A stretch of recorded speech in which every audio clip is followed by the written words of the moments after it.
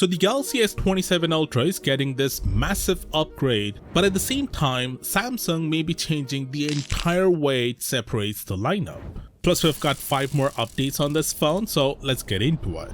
What's up guys, Sal here. First up, according to reports out of South Korea, Samsung is planning to use the new UFS 5.0 storage standard on the Galaxy S27 Ultra.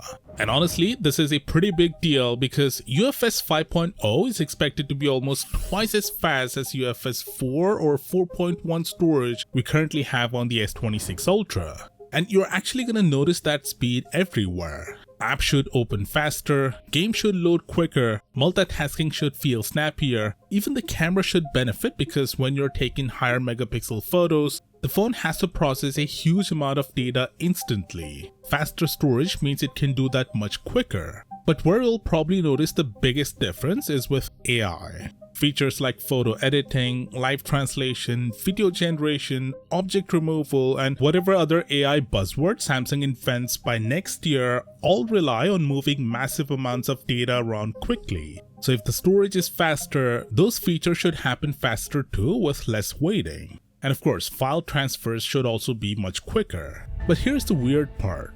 Samsung may not bring this upgrade to every S27 model. Right now, the reports say only the S27 Ultra and the new S27 Pro are expected to get this, while the regular S27 and S27 Plus will likely stick with the current storage. And that's important because it looks like Samsung is planning to separate the lineup more than ever before. For years, Samsung used the same Snapdragon processor across all of its flagship phones. Didn't matter if you bought the base model, the Plus, or the Ultra, they all got the same chip, but that could change with the S27 lineup, because Qualcomm is reportedly working on 2 versions of the Snapdragon 8 Elite Gen 6. There will be a regular version and a more powerful Pro version. Now both chips are still expected to be based on the same 2nm process and use the same overall architecture. But the Pro chip will have a stronger GPU, more graphics memory, more cache, and support for faster LPDDR6 RAM.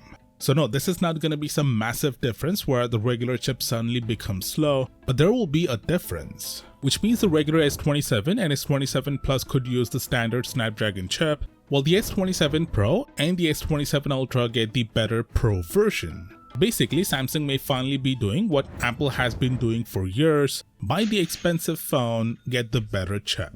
Now if you didn't know already, Samsung is expected to introduce a new Pro model with the S27 lineup. And this Pro version will basically have almost everything the Ultra has except for the S Pen. So in a way, the S27 Ultra becomes the new Galaxy Note, while the S27 Pro becomes what the Ultra used to be. Honestly, that probably makes more sense than the current lineup. Now moving on to the cameras. The S27 Ultra is expected to get a new main camera, a new ultra-wide camera, and even a new front camera. The only camera that may stay mostly unchanged is the telephoto. But even there, Samsung could still make improvements. According to Iceuniverse, Samsung is planning to once again increase the aperture on the 5x telephoto camera. Samsung already increased the aperture by around 37% on the S26 Ultra, and the S27 Ultra could go even further, which basically means better low-light zoom photos and videos, because the larger the aperture, the more light the camera can capture. The S27 Ultra will also use a new camera technology called low-fic, and the easiest way to explain it is this. It's basically HDR on steroids. Low-fic should allow the camera to capture much more detail in both the bright and dark parts of a scene at the same time. So if you're taking a photo with a bright sky and a dark building,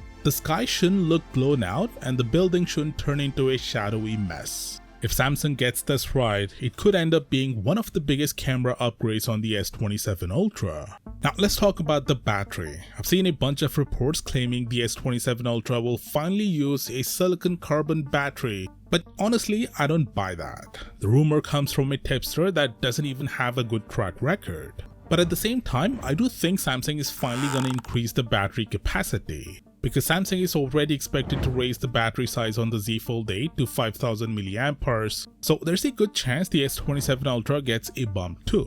maybe something like 5300 milliamperes. Samsung still likes staying below 5500 for a single cell battery because of airline regulations, so a small increase seems much more realistic than jumping straight to 6000 milliamperes. Now technically Samsung could get around that by using a dual cell design, but whether they actually do it is another story. Also, Samsung is currently offering discounts on the S26 Ultra and the Z Fold 7. If you want to check those out, the link is down in the description below. Now Samsung has also added 15 brand new features in the upcoming One UI 9 with Android 17. So if you want to see everything that's coming, click the video on the screen right now and I'll see you there.